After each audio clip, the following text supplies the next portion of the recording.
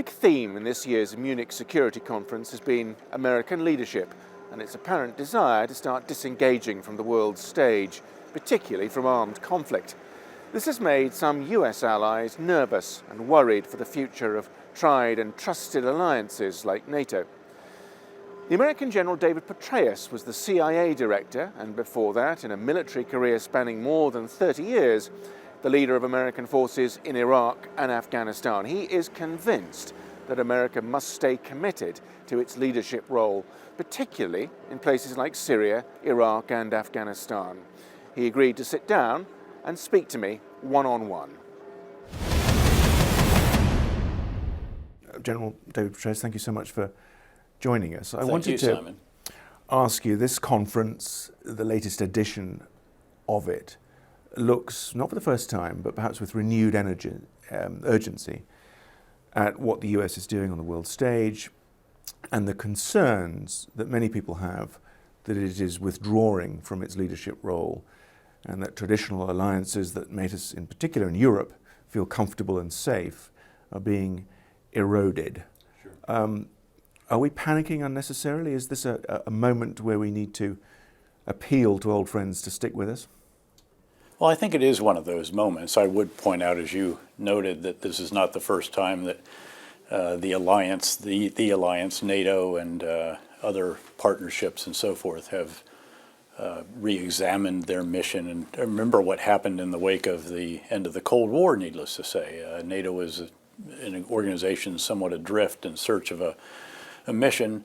The 9/11 event gave it some additional focus. There were other missions, anti-piracy actions in the African continent, and then, of course, the best gift of all to NATO since the end of the Cold War, the Russian aggression against Ukraine, Crimea, the Donbass, and, of course, a variety of very assertive and aggressive actions against the Baltic states and in a variety of other locations. I think that provided NATO, once again, a true focus. It has manifested itself in the reestablishment of a maritime command under NATO. There's a logistical command at Ulm here in Germany to push forces out to the east of Europe. So there is, I think, a sense of renewed purpose.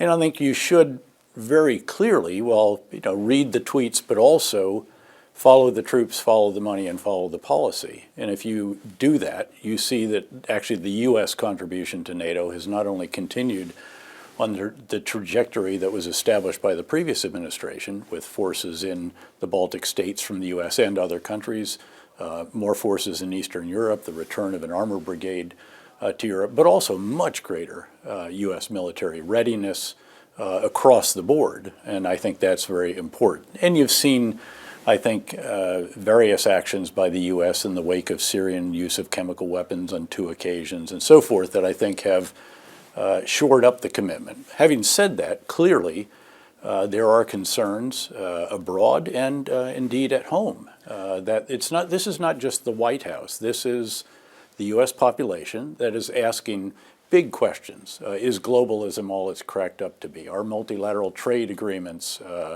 beneficial for us or just for the others? Are alliances and partnerships, again, as relevant as we have always seen them? I am one who believes that they are. I'm one who believes very strongly in the importance of U.S. leadership of the so-called rules-based international order.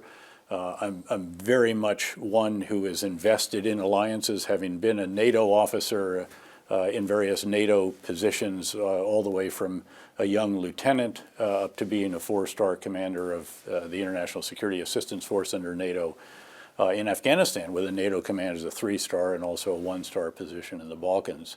So again, I am fervently a believer in this institution that used to be the focus, of course, of the Munich Security Conference. When I first came, it was still called Wehrkunde. And it has evolved to being something that is much bigger than that now. But still, I think the central focus here is inevitably what is the U.S. going to do in terms of alliance activities, leadership of the world, and economic endeavors, as well as those in the security realm. The current administration makes the point very forcefully, not just in tweets, but at NATO summits, that European partners, NATO partners generally have to step up with their financial contributions and do more for their own defense. Do you agree that that is the correct thing to do now? Well, look, again, President Trump is not the first person to admonish European leaders, NATO leaders. Though. His tone is certainly is a bit, if you will, harsher, to be sure. But look, I heard President Obama do this when I was a NATO four-star, if you will, a U.S. four-star, needless to say, as well.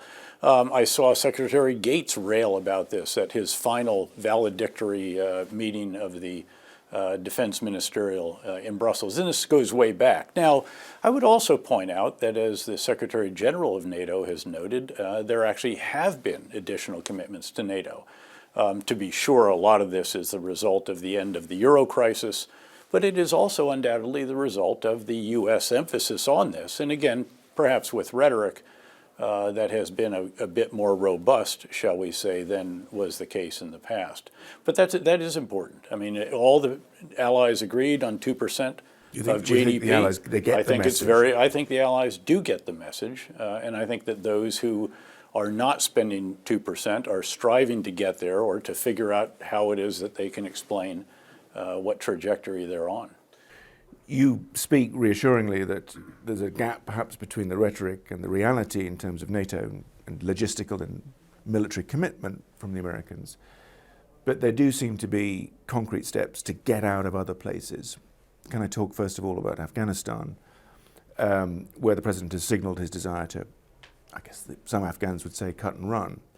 What is your view about what the Americans should do in Afghanistan? It's been a long time. It's been a lot of blood and treasure.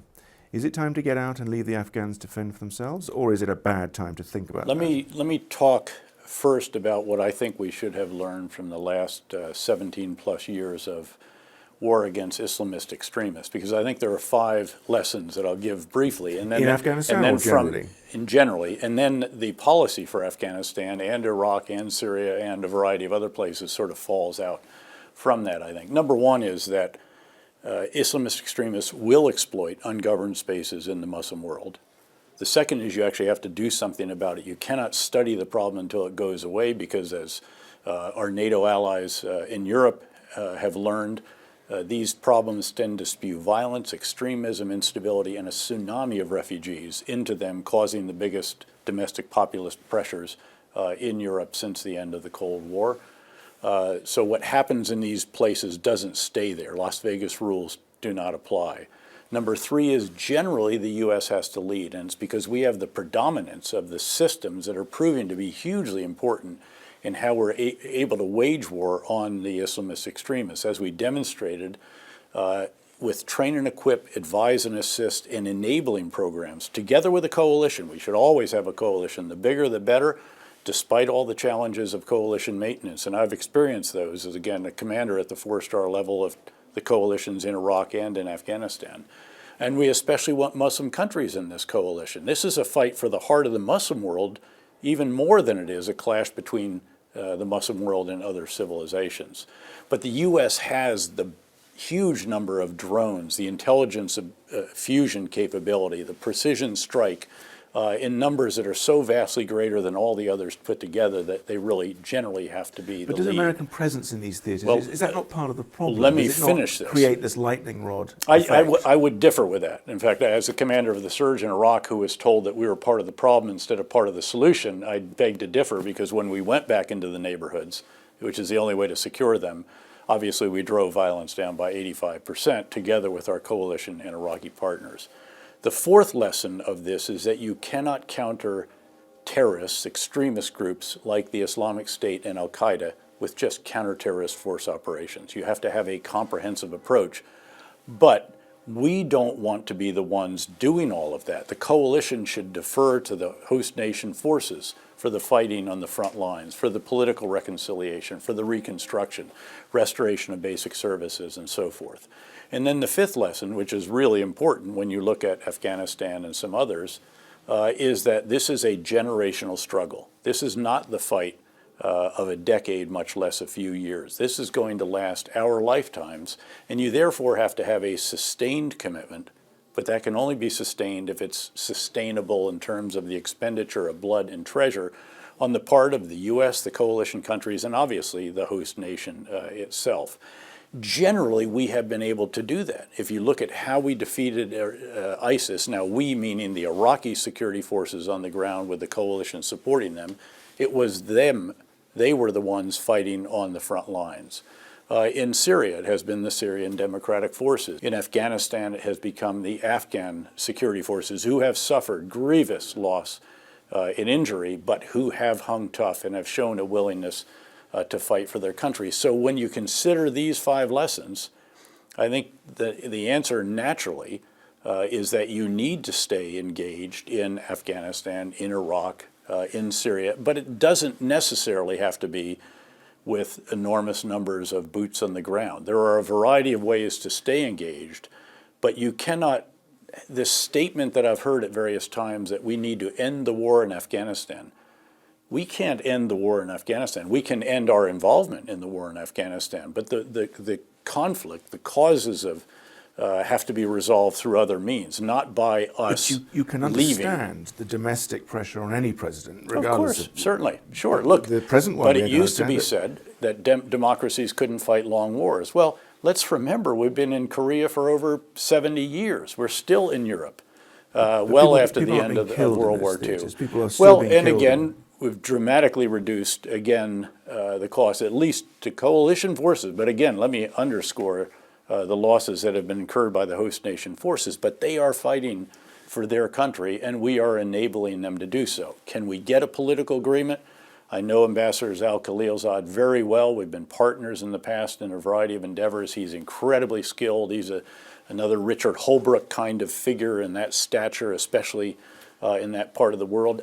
I don't know if you can get this. And again, let's get the Afghan government involved here, because they have not been party to these talks so far. The idea that the Taliban would agree to the constitution that the Afghan people have supported and work with the elected leaders of Afghanistan, again, I remain a bit skeptical of that. Yeah, I was going to get to that. This notion that perhaps this effort to get the engagement of the Taliban is rushed. It appears that America is desperate to engage them to get some kind of process forward at the expense, it seems, of the humiliation of the national government, which isn't involved. You can't approve of that, can you? Well, again, this is why I say the Afghan government has to be brought into this. Again, they are the elected representatives of the Afghanistan people. Again, with great respect to Zal Khalilzad and other coalition country negotiators and ambassadors, President Ashraf Ghani is the chief executive of Afghanistan and clearly has to be engaged in this process, as do others of his still coalition government, even though some of those members may be running against him in the election this summer. So again, clearly that has to happen. Clearly, I think one should have a degree of reservation about the reality and the practicality of that. But having just seen Ambassador Khalilzad in India last month, again, we can't rule out the possibility that this could actually be obtained. The Taliban have been under very, very considerable pressure now for a very long time. And although clearly their headquarters and their senior leadership are outside our reach, they're in a neighboring country, nonetheless, the losses they have sustained, together with the terrible losses sustained by the Afghan security forces, do lead one to see why clearly they should come together. And when they say they've changed and they want to preserve some of the progress that has been made, do you believe them? What was it Ronald Reagan used to say? Don't trust, verify, something along those lines. And I think there would have to be very robust verification measures and thought through steps that would be taken if that does not prove to be the case. Again, we've fought shoulder to shoulder with our Afghan partners. We have fought and shed blood together, shona bashona, as they say in Afghan. And we need to stay, we need to have their back and their flank and their support. In terms of a layperson's view from a distance, militarily, the situation in Afghanistan appears worse than ever. I think there has been a deterioration in the security situation in Afghanistan over the last year or two, despite the increased support from the United States and coalition partners, not just in terms of soldiers on the ground, but also in terms of some of the enablers, again, unmanned aerial vehicles, precision strike, and so forth. Having said that, I think there's no prospect of the Taliban defeating the Afghan security forces as long as we are there supporting them, and I think they realize that. Beyond that, I would also just note that it seems to indicate that we probably drew down faster than we should have. And of course, it was the previous administration that finally halted that drawdown, and then this administration that has increased those forces somewhat. But a precipitous withdrawal now, you think, would be disastrous for Afghanistan? Well, I don't see the conditions, again, that would allow you to, again, pull all coalition forces out of Afghanistan, unless, again, there is something in an agreement that we still need to see. Can I turn to Syria? Sure. And again, concerns about cutting and running, unanticipated declarations of the withdrawal of the albeit very small military presence there, but it does appear to be a crucial presence. Is that the right thing to do? Well, again, come back to my final lesson. Lesson number 5 is this is a generational struggle. It's not the fight of a decade, much less of a few years. We have learned in the past what happens if you completely pull your combat forces out of a country and an extremist group is able to reconstitute itself. And I'm talking now, of course, of al-Qaeda in Iraq, which became the Islamic State. And then the enormous effort that was required, of course, to halt their offensive and then to conduct a counteroffensive as we redeployed forces into that country and provided, again, advise and assist, enable, train, and equip. I think there is a recognition that there are key interests that remain in Syria, not the least of which would be the enduring defeat. So it's too early to announce the defeat of ISIS and Daesh? Well, you could certainly, it's accurate to say that at least very shortly from now, the ISIS army has been defeated. The caliphate on the ground has been taken away from them. We have to stay engaged. Now, the real question is, can you, without military boots on the ground in Syria, continue to ensure the enduring defeat through a variety of different mechanisms, liaison, standby forces, overhead capabilities, and all the rest of that? And I think there's a lot to be said for that. But let's keep in mind, we also want to prevent Iran from establishing a ground line of communications from Iran through Iraq, through Syria, and down into southern Lebanon to Lebanese Hezbollah. That would be catastrophic, again, for the countries in the region and also, frankly, for our ally Israel. So we have a lot of interests that remain. We need to ensure that we continue to pursue those interests, whether you have to have absolute boots on the ground, as I would actually advocate. But can you do it without that? That is what my former colleagues in uniform and in the Pentagon and the State Department are sorting through right now. What are the options to ensure that we continue to pursue these interests, having made such enormous progress against the Islamic State and against other extremist groups? I must ask you about Turkey, important regional player, in particular engaged in what happens next in northern Syria. I wanted to understand your view of where we are now, in particular Turkish US relations. Sure. We're not in a Look, good place there. What's gone wrong, and how do we get out of this difficult situation? Sure. Look, you're interviewing someone who first served as a military officer in Turkey as a lieutenant. So you understand the sensitivities. I very much understand the sensitivities. So look, I've spent time at Incirlik Air Base. I've spent time, again, throughout Turkey. I obviously had a very close relationship with the intelligence chief, Dr. Hakan Fidan, and indeed, frankly, sat down with President Erdogan and various other leaders over the years. This is a very, very important relationship, not just because of the geostrategic position that Turkey has, but really because of the geopolitical situation that Turkey occupies, literally a bridge between East and West, a bridge between different religious and various ethnic groups. Are you concerned that Turkey's being lost to the Western alliance?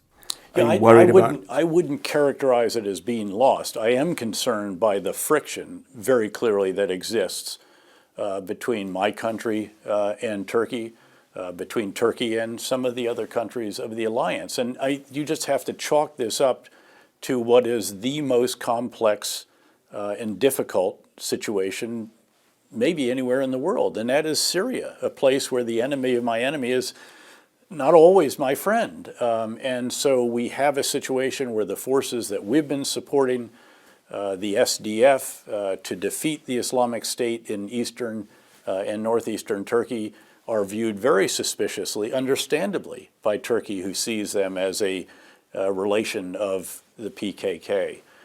You have a situation where Idlib just seemingly defies a solution. We're very concerned about extremist groups there, although some of those could actually, ironically, be part of a solution in reconciliation rather than a continuing part of the problem. By no means all of them, and certainly the very senior leaders, I think, should absolutely be judged as irreconcilable. But again, this is an immensely complex situation into which Russia then intervened and essentially saved Bashar al-Assad at a point where he was really teetering on his throne. And of course, a situation that defies humanitarian description, that has inflicted so much on Turkey in terms of refugees, which it has done a wonderful job of looking after, and then did a deal, frankly, with the EU to keep that problem at home rather than allowing it to be exported into the EU zone. So again, this has got to be worked out. This is too important a relationship, but clearly there are serious issues, and we've got to work our way through with the issue of the SDF, with the issue of Manbij, with a variety of other issues that are all connected to this, and then connected to the relationship between Turkey and Europe as well. So again, this is something that is a must for resolution, but it's going to take leaders on both sides, I think, having to try to meet the other somewhere in the middle rather than being absolutist on all issues. I finally want to ask you again to take you back to some of the themes that are being advertised in this year's conference. About you mentioned the Cold War as part of your sort of framing the early years of your military career. We are reading about the re-emergence of superpower confrontations, whether they include the US versus China, the US versus Russia. Do you see that as a kind of increasingly polarizing world, and does it concern you? To what extent should we be? I'm very concerned about this.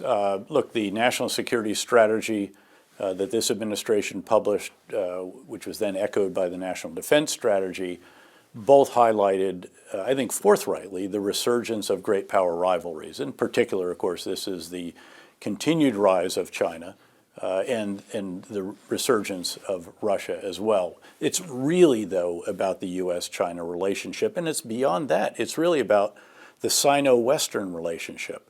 And you can see cracks already that I certainly hope won't develop into a fracture, say, in the tech commons, in the technology world, where you can see very rapid acceleration of worries about supply chain concerns, about technology and 5G networks. Look, I want this relationship to be one that is mutually beneficial, that is one of dialogue rather than further friction. But certainly, I mean, if you read the speech by Vice President Pence at the Hudson Institute, some characterize that as, in a sense, a declaration or an early declaration or a concern of a new Cold War. Look, that's bad for the entire world, not just for the two great countries of the world. Is that the direction we're headed in? I certainly hope it is not. And I hope that there can be a beginning by the resolution of the various trade issues. But these are serious issues. Make no mistake about it. And a number of these issues have been raised for a number of years by a number of administrations. This is not, I think people should not interpret this as just the Trump administration or just the Republican Party. This is a bipartisan concern. This is a national concern. And the issues that are very real that have been raised by presidents since George W. Bush, certainly by President Obama at the highest levels, and now reiterated, and now more serious steps taken, these have got to be addressed by the two countries. And again, it's going to require, again, a degree of conciliation here that is going to be very, very important if we are to avoid the cracks turning into a true fracture. General Petraeus, thank you very much for Pleasure. joining us. Great to be with see you. Thanks, Hear Simon. your thoughts. You bet. Thank you. Thanks.